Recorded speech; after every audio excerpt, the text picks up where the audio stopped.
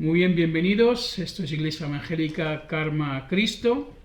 Yo soy el pastor Mahesh Nani y hoy tenemos otro culto con la palabra de Dios. Damos gracias al Señor por su presencia, por cómo Él se ha manifestado esta tarde en la alabanza y en la oración. Sabemos que su presencia está en cada hogar que nos sigue. Y ahora vamos a entrar de lleno en el tema de hoy. Vamos a continuar lo que hablamos la semana pasada. La semana pasada el título era Jesús tiene la última palabra. Y hoy vamos a seguir con ese tema. La semana pasada vimos cómo hablábamos de esta mujer que vino a Jesús con un problema, de que su hija estaba endemoniada. Y esta mujer sabía que ella no tenía derecho a pedirle nada a Dios porque no era hija de Dios. No era una judía, no era una persona que seguía los caminos de Jesucristo y mucho menos los caminos de los judíos. Y entonces ella entendía que no podía participar de las bendiciones que Dios tiene para su pueblo porque ella no era parte de su pueblo. Eso es una cosa que nosotros los que somos hijos e hijas de Dios, los que hemos aceptado a Jesucristo, tenemos que entender que las promesas en la Biblia son solo para nosotros. Ahora, ¿qué pasa? Aquí vemos también que Dios tiene misericordia sobre aquellos que no le siguen y que aun si le pedimos a Él puede darnos ese milagro. Porque Jesús tiene la última palabra. Ella lo más seguro ya había sufrido mucho, habría ido a muchos curanderos y personas que le habrían intentado sacar ese demonio a la hija, pero ella fue a Jesús. Jesús incluso le dijo que no era correcto darle a ella la bendición que es para los hijos de Dios primero. Ella lo entendió, aún así insistió, sabiendo que Jesús, si él quería, él podía hacer lo que él quería. Y eso es una cosa que la gente muchas veces no entiende. Te voy a explicar una cosa muy sencilla. Dios hace lo que quiere, cuando quiere y con quien quiere. Tú y yo no tenemos nada que decir allí. Porque al final, cuando veamos las cosas del punto de vista de Dios, veremos que Él tiene razón. Veremos que todo está justificado. Tú te preguntarás por qué sufre la gente inocente. Yo te respondo, nadie es inocente. Aparte de los niños, dice, ¿por qué sufren niños? ¿Por qué son maltratados? Eso es el pecado del mundo. ¿Por qué nacen niños con minusvalías? ¿Por qué hay niños y bebés que mueren en la infancia? Todo eso, si tú lo ves desde el punto de vista de Dios, es la causa del pecado que entró al mundo. No es Dios quien lo hace. Ahora, Él lo permite. ¿Por qué? Porque Él tiene que dejar que la naturaleza siga su curso. Él tiene que permitir que tú y yo hagamos las maldades que deseamos hacer y las consecuencias que eso conlleva a la generación siguiente. Porque o si no, ¿dónde está ese libre albedrío? Tú y yo tenemos que entender que Dios nos permite a nosotros, Dios nos permite hacer las maldades que queremos hacer. Dios permite que nosotros hagamos las maldades que queremos hacer porque allí vemos su libre albedrío. Ahí vemos como solo Dios es quien puede parar lo malo. Pero también vemos cómo Él permite lo malo que ocurra, porque así es cuando podemos escoger dejar de hacer el mal. Vamos a ver ahora en la palabra de Dios otro ejemplo de otra mujer también que vino desesperada a Jesucristo sabiendo que Jesucristo podía hacer lo imposible. Amén. Vamos a ver aquí. Pues vamos ahora a Marco capítulo 5, versículo 25. Aquí tenemos la historia de una mujer que estaba sufriendo con flujo de sangre. Esto es una enfermedad que todavía existe en el mundo. Yo personalmente conozco a una mujer mayor que lleva muchos años, más de 10 o 15 años la conozco yo, y que ella sufre de esta enfermedad, de un fluir de sangre que no para de fluir y le debilita mucho hasta el punto que ya no pudo venir ella más a la iglesia porque era tan débil, no se puede levantar a la cama. Entonces imagínate esta mujer en Marcos capítulo 5, versículo 25, que habla una mujer que estaba con flujo de sangre 12 años hacía y había sufrido mucho de muchos médicos y había gastado todo lo que tenía y nada había aprovechado, antes le iba peor. Como oyó hablar de Jesús, llegó por detrás entre la compañía y tocó su vestido, porque decía, si tocare tan solamente su vestido, seré salva. Y luego la fuente de su sangre se secó, y sintió en el cuerpo que estaba sana de aquel azote. Y luego Jesús, en versículo 30, conociendo en sí mismo la virtud que había salido de él, volviéndose a la compañía, dijo, ¿quién ha tocado mis vestidos? Versículo 33, entonces la mujer, temiendo y temblando, sabiendo lo que en sí había sido hecho, vino y se postró delante de él y dijo toda la verdad. Y él le dijo, hija, tu fe te ha hecho salva, ve en paz y queda sana de tu azote. Ahora, ¿por qué vino ella temblando y con miedo hacia Jesús? Pues muy claramente porque tenemos que entender que en aquella cultura, incluso ahora en muchas culturas, otras religiones, cuando una mujer está en su tema de menstruación, ella no puede asistir a los cultos religiosos. Esto ocurre en otras religiones. Y vemos que es una cosa que se discrimina a la mujer que está en un tiempo de menstruación y se le considera sucia, inmunda, y por eso no se le permite tomar parte en las cosas religiosas, ni entrar en los templos, ni cosas así. Claro está, Jesús no piensa así. Y aquel entonces, una mujer que estuviera en ese estado, podía incluso ser apedreada a muerte por estar en público con ese flujo de sangre o incluso con la menstruación, porque se consideraba inmundo y cualquiera que la tocara pues se hacía también inmundo e intocable. Pues ella tomó un riesgo. ¿Por qué? Porque ella sabía que Jesús tenía la última palabra. Ella sabía que da igual lo que dijeran los médicos, lo que dijeran los curanderos. Si ella tenía la fe de que solo con tocar el vestido de Jesús, ella sería sana. Pues ella fue, y cuando recibió el milagro, Jesús se dio cuenta de que algo había salido de él, algún poder había salido de él, y que la fe de esta mujer le había sanado a ella misma. Y entonces ella, temblando por eso, se acercó, y entonces ya Jesús dijo, bueno, pues que Dios te bendiga. Más adelante vemos en la misma historia, vemos el versículo 35. Vamos a seguir.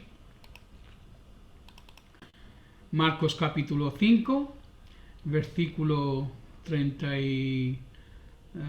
vamos a ver 34. Jesús le está hablando a esta mujer, y él le dijo, hija, tu fe te ha hecho salva, ve en paz y queda sana de tu azote. Hablando aún él, vinieron de casa del príncipe de la sinagoga diciendo, tu hija es muerta, ¿para qué fatigas más al maestro? Entonces aquí vemos que un hombre también quería hablar con Jesús y vinieron antes de que él pudiera hablar con Jesús para que Jesús sanara a su hija que estaba enferma. Pues le vinieron noticias de su casa diciéndole, deja ya de molestar al maestro, tu hija ya está muerta. Entonces ya todo se ha acabado, deja al maestro, que hay muchas más personas que están pendientes de él. Y esto en verdad lo que estaba pasando, había una multitud que estaba en ese momento con Jesús, y Jesús estaba en camino de una casa donde había necesidad de sanidad, y es cuando esta mujer le tocó. y ahora de repente este hombre también quiere que Dios hagan algo por él. Y entonces eso es lo que le dice: hablando aún vinieron de casa del príncipe de la sinagoga, tu hija es muerta, ¿para qué fatigas más al maestro? Mas luego Jesús, oyendo esta razón que se decía, dijo al príncipe de la sinagoga: no temas, cree solamente. Ahora, aquí Jesús está hablando con un príncipe de la sinagoga, quiere decir que era un judío. Está hablando con uno de los príncipes de la religión de aquel entonces de los judíos. Esta persona no está permitida ir a Jesús. ¿Por qué? Porque Jesús iba en contra de lo que estaban predicando los religiosos. Y no era de buen ver que alguien de la sinagoga, alguien con una posición alta, fuese hacia este rebelde Jesucristo, que estaban hablando en contra de ellos en ese momento, porque habían creado una religión falsa. Y entonces dice: cree solamente. Y no permitió que alguno viniese tras él, sino Pedro y Jacobo, y Juan, hermano de Jacobo.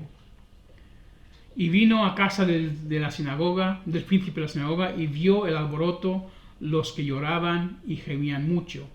Y entrando les dice: ¿por qué alborotáis y lloráis? La muchacha no está muerta, mas duerme, dice Jesús. Y hacían burla de él, mas él, echados fuera todos, toma al padre y a la madre de la muchacha y a los que estaban con él, y entra donde la muchacha estaba. Y tomando la mano de la muchacha le dice: Talitha cumi, que es, si lo interpretares, muchacha, a ti digo, levántate. Y luego la muchacha se levantó y andaba, porque tenía 12 años, y se espantaron de gran espanto. Mas él les mandó mucho que nadie lo supiere, y dijo que le diesen de comer. Aquí vemos el milagro de la resurrección de la muerte de una niña de 12 años. Ya estaba muerta, le dijeron: no hace falta que molestes más al maestro, déjalo, que hay mucha más gente que todavía necesita de él. Y cuando Jesús oyó esto, él decidió ir con esta persona. Y él decidió: no, yo voy a hacer este milagro. ¿Por qué? Porque yo tengo la última palabra. Jesús sabía que él tenía la última palabra. Por eso en Juan capítulo 11 dice: yo soy la resurrección y yo soy la vida. Aunque tú estés muerto y creyes en mí, vivirás. Esta es la palabra de Dios. Entonces, da igual lo que te digan los médicos, da igual lo que te diga cualquier persona sobre algo en tu vida que está muerta. Puede ser tu relación con tu pareja, con tu esposo, con tu mujer, relación con tus hijos, la relación con Dios incluso, o incluso tu negocio, o incluso tu forma de ser, de cómo tu carácter ya ha cambiado para mal. Nada está muerto. Dios puede traer a vida a todas las cosas, porque Jesús tiene la última palabra. Vemos también ahora en 2 de Samuel, vamos rapidito allí, 2 de Samuel, la historia de David. Y sabemos que David fue un gran hombre de Dios. David dicen que escribió los salmos que cantamos. 2 de Samuel, capítulo 12. Aquí vemos la historia después de que David ya ha caído en pecado, ya ha sido rey, ha conquistado, ha caído en pecado, y el profeta Natanael, el profeta Natán, le ha descubierto y le ha dicho: Dios sabe lo que has hecho, porque has cometido adulterio, incluso has asesinado, incluso el hijo que tienes es un hijo de tu pecado, de tu adulterio. Por lo tanto, Dios no te va a matar a ti porque Dios te ama y tú te has arrepentido. Dios no te va a quitar la vida, pero sí va a quitar la vida de tu hijo de 14 años, porque para que te des cuenta de que no puedes salirte con la tuya sabiendo que está mal hacer las cosas como las has hecho. Entonces, ese hijo que era inocente, ¿vale? Dios le quitó la vida. ¿Por qué? Porque David tenía que aprender que con Dios no se juega. Pero aún así, cuando Dios le dijo esto a David, de que le iba a quitar la vida a su hijo, David sabía que él se lo merecía. David sabía que Dios sigue siendo justo. Y entonces, aún así, vamos a ver lo que le dice aquí. En 2 Samuel capítulo 12, versículo 16, entonces rogó David a Dios por el niño, y ayunó David, recogióse y pasó la noche acostado en tierra. Y levantándose los ancianos de su casa fueron a él para hacerlo levantar la tierra, mas él no quiso, ni comió con ellos pan. Y al séptimo día murió el niño, pero sus siervos no osaban hacerle saber que el niño era muerto, diciendo entre sí, cuando el niño aún vivía, le hablábamos y no quería oír nuestra voz, pues cuanto más mal le hará si le dijéramos que el niño está muerto. Mas David, viendo a sus siervos hablar entre sí, entendió que el niño estaba muerto. Por lo que dijo David a sus siervos, ¿está muerto el niño? Y ellos respondieron, muerto está. Entonces David se levantó de tierra y se lavó, se ungió y mudó sus ropas, se cambió de ropa y entró a la casa de Jehová y adoró al Señor. Y después vino a su casa y demandó y pusiéronle pan y comió. Entonces vemos aquí que aunque Dios ya dijo a David de que el hijo iba a morir, aún así David pasó un tiempo en ayunas y pasó un tiempo rogándole a Dios, porque sabía que aunque Dios declare algo, Dios tiene la última palabra y Dios tiene misericordia. Aunque haya cometido este pecado tan grande, aún así, si nosotros rogamos a Dios, Él puede cambiar de idea. Él puede tener misericordia donde misericordia no es merecida. Da igual lo que hayas hecho en el pasado, da igual los errores que hayas cometido, si tú te arrepientes y tú te sometes a la voluntad de Dios de nuevo y le pides misericordia a Dios, yo te garantizo que Dios lo va a ver y que tienes la posibilidad de que Él cambie de idea y Él cambie tu situación. Dios puede enseñar misericordia a quien Él quiera. Él da amor a quien Él quiere dar amor. Y nadie le puede decir qué hacer porque Jesús tiene la última palabra. Da igual lo que diga todo el mundo, da igual cómo te interpreten la Biblia. Si Jesús quiere que tú seas salvo, tú vas a ser salvo. Él no se va a forzar, pero Él puede cerrar todas las puertas, ¿vale? Para que no te quede otra puerta más que esta. Yo no sé hasta qué punto Dios puede cambiar las cosas, pero yo sé una cosa, que si Él tiene misericordia sobre alguien, entonces nadie le va a decir Dios qué hacer. Y nadie puede echarle en cara a Dios de que ha tomado una mala decisión. Entonces, Jesús tiene la última palabra. Da igual lo que te hayan dicho hasta ahora, da igual lo que incluso tú pienses de ti mismo.